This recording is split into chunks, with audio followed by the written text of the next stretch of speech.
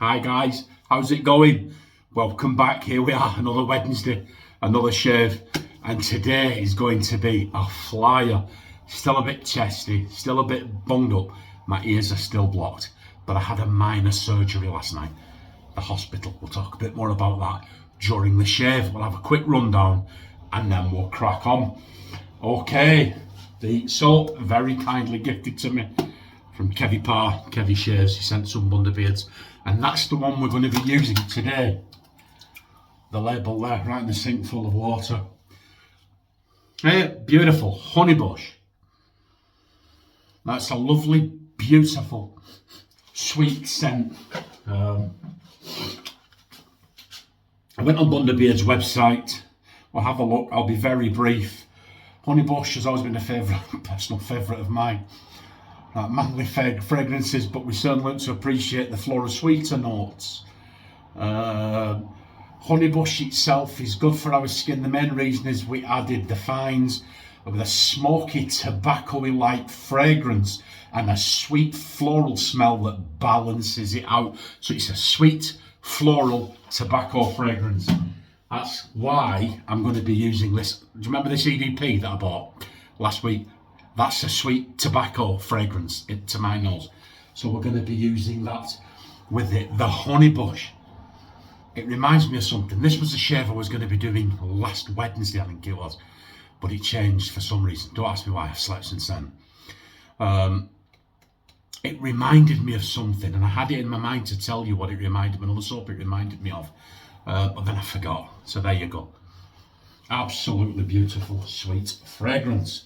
The brush today, we're going with Simpson's Fire Copper 20, there's nothing on the bottom, 26mm with the Sovereign knot, limited edition Fire Copper handle, absolutely beautiful. Good knot that, guys, one of the best. There you go. I'm going to put it in the official John Shea Super Soaker.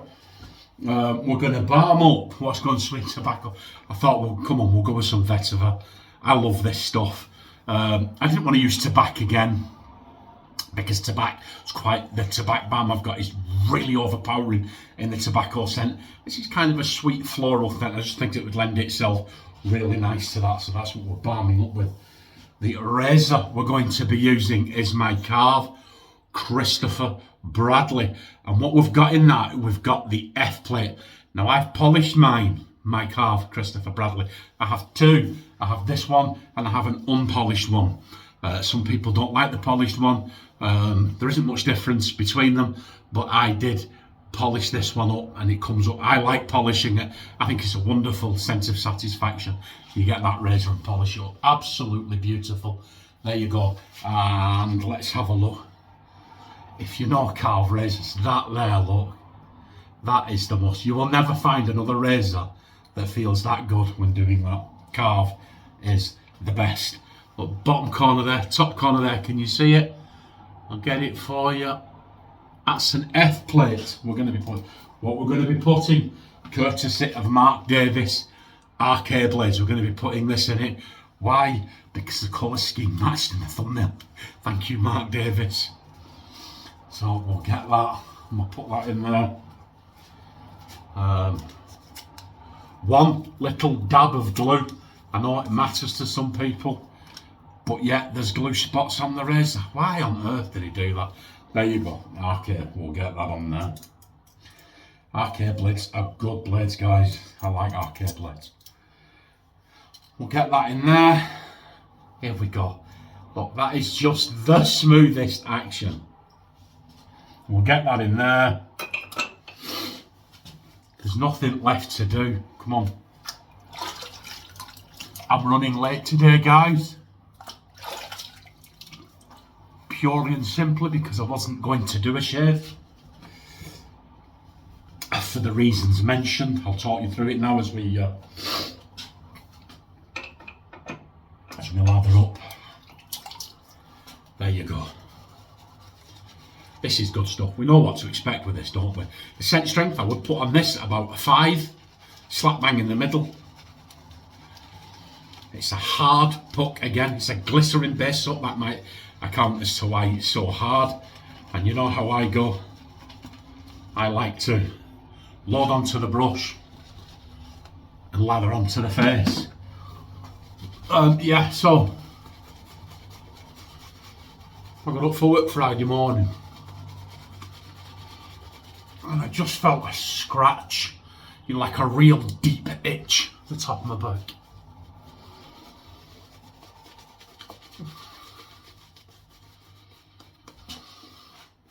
We'll take the tips for this. Is look at this. It's a soap that likes a drink. Anyway,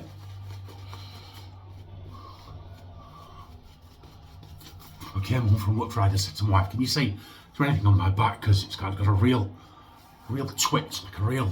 She said, "No, there's nothing there." Woke up Saturday morning. There was a very clear lump. A very clear lump. Looked like a piece of sweet corn or a small pea under my skin. Woke up Sunday morning. It was the size of a big marble, a big glass marble. We used to call them daubers. And it was starting to go red. And I woke up for work Monday morning and it was the size of a golf ball. And it was very red, very, very angry. Very, very painful. I went in work and you could see it. I don't know if you can see where it was now. I don't know if you can see on the back. I've got a big bandage on the back, about 6 inches down, more or less in the middle of my back. I don't know if you can see the bandage. Got a big 4-inch bandage on.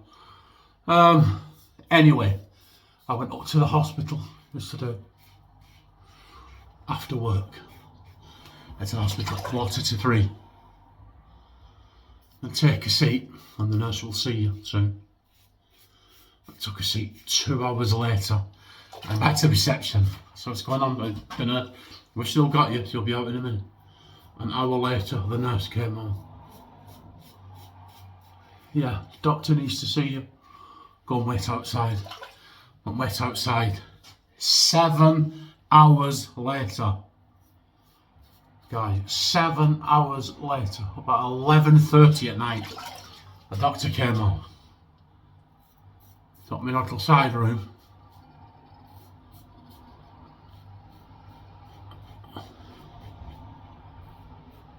And you wonder what the healthcare system's coming to, you do. But he says to me,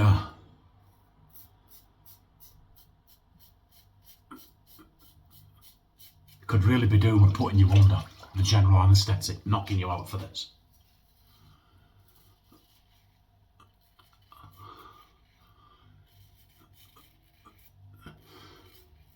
But I don't really want to do that because it will result in you having to stay in the hospital. And we can't do it now. So I said, can you give me a local anaesthetic just to numb the area? Kid you not, guys. Dr. Young, he was very nice actually, young African doctor. He went, I don't really want to do that. And you know what, like, it's wonderful when you get home, hindsight, isn't it? I never thought to say, why is that?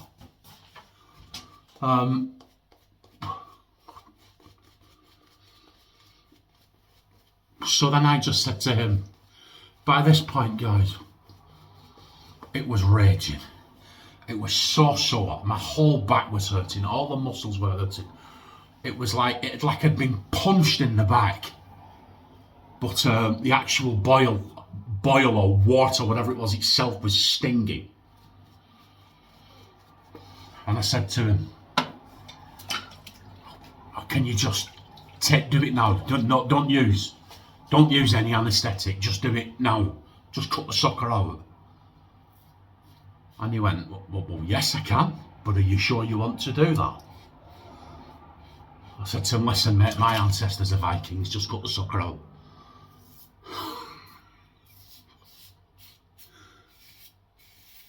Okay, he says. Cut to about 5 minutes later, I'm lying on the floor screaming. The nurse is going, remember the Vikings, John? Like, yeah, you can get stuffed, sweet pea. Oh, anyway, they did. They cut it open. I felt the slice, and he went, "Oh, okay. There's a secondary sack inside. Am I okay to go ahead and cut that one?" I said, "Yes, if that's what needs doing." Oh, I cut that one, guys. Brace yourself if you're eating or you're squeamish. It was at that point him and the nurse gasped. And the nurse said to me, "Oh my word, John, there is a lot of pus here." And I could feel it running down my back, and the doctor was squeezing. She's running round with tissues. She says to me, "That's one of the worst I've seen." She said, "There is a lot of," we just kept coming and coming and coming. Look, anyway, after about 5 minutes of squeezing her, pain, Samantha was in the room. Samantha said, "Are you okay, Dad? You've gone grey." I said, "Yeah, I'm okay." She went, "Why didn't you have the Oh, anyway. Just right at the moment, I was about to say, "Stop. Just take a minute." I was just about there. And the hand was coming up in slow motion. And he went, "Okay, you're done." He said, "John, you've got a hole in your back." And this is what he did. He went, "It's about that big, this hole." He said, "And we'll put a bandage in it, and we've filled the hole with the bandage. You'll have to go to the nurse. She'll take that bandage out, pack the hole with a fresh bandage, and it'll take 5 or 6 weeks for this hole to fill out naturally and heal from the bottom up. The district nurse will be in touch." The district nurse phoned me today. That's another tale. Anyway, they bandaged me up and left me. It's sore, and I'm really, really tired. I came home, I went in work, I got home about midnight. I got up for work at 4:30. I mean, work really, where a man down, really can't stress to you enough. I really did have to go in work. I went in work let me finish early. I finished at lunchtime, came home, went to bed, slept for 4 hours, got up, had a cup of tea, and then came in here to do the shave. Whilst I was in work, the district nurse phoned up. "Hello, John, Mr. Chalmers, yeah? That John? The district nurse. Tenside and Glossop Health Authority." I said, "Yeah. Okay, we've got an appointment for you Thursday morning, 9 o'clock, is that okay?" I said, "Oh, that's fine, yeah." Because I passed the clinic on my way to work. So I could have gone in, loaded up, come back and go, no, it's Glossop. About 7 miles in the opposite direction. I said, I can't do that. I said, I just can't get there for, okay. I said, I work in Manchester. I go the opposite way. And start work really, really early. Okay, I'll make an appointment for Friday. How's Friday? I said, "Yeah, Friday's great. 9:40 Friday." I said, "Oh, wonderful. Where at?" She went, "At Glossop." Just thought, "You're not getting it, are you, love?" Anyway.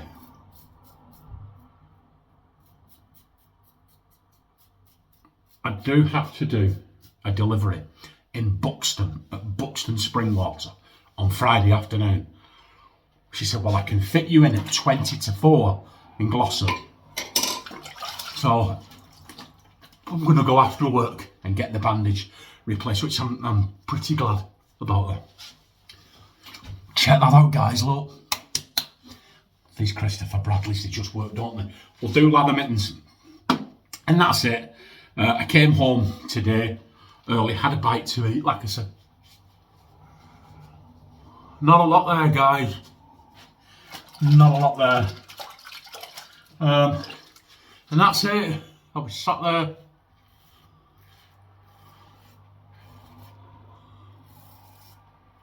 And I was just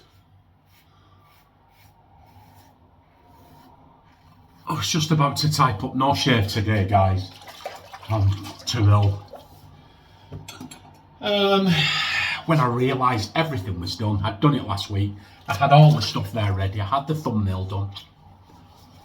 And I did need a shave. I do like to be clean shaven. And I thought, do you know what? I was going to have a shave anyway.